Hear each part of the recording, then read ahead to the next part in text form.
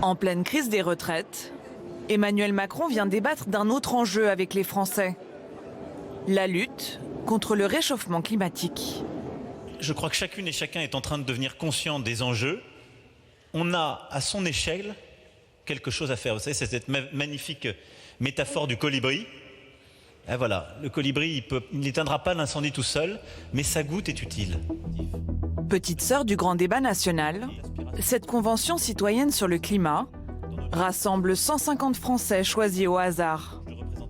Depuis 3 mois, ces volontaires cherchent des solutions pour réduire les émissions de gaz à effet de serre de 40% d'ici à 2030. À mi-parcours dans leur travail, le président répond à leurs interrogations.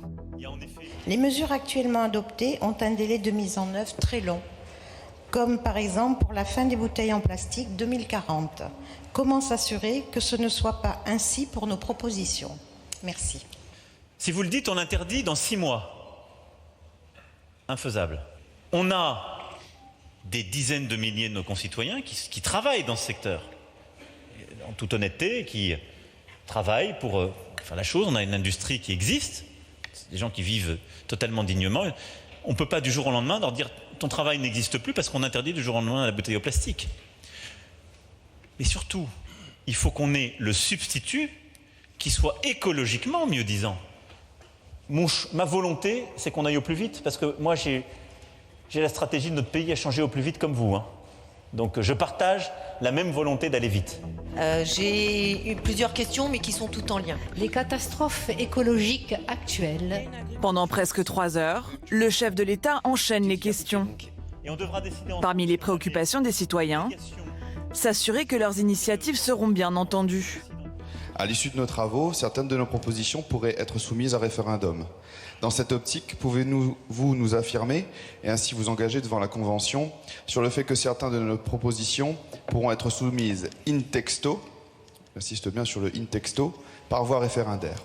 Si ce que vous soumettez est un texte de loi, il peut être soumis in texto à un référendum et dans ces cas-là, il sera d'application directe. Si ce que vous soumettez est une proposition et qu'elle est soumise in texto aux concitoyens, ce sera alors un référendum indicatif, mais il n'aura pas valeur de loi. Et donc ça dépend de la proposition que vous faites. Ce que je peux vous dire, c'est que je suis tout à fait ouvert à cela et que je m'engage à ce que sur ce qui peut l'être, on puisse faire un référendum. Les membres de la Convention ont encore 3 mois pour peaufiner leurs propositions. Elles doivent être rendues début avril. Emmanuel Macron devrait alors venir une nouvelle fois devant eux pour annoncer quelles mesures seront conservées.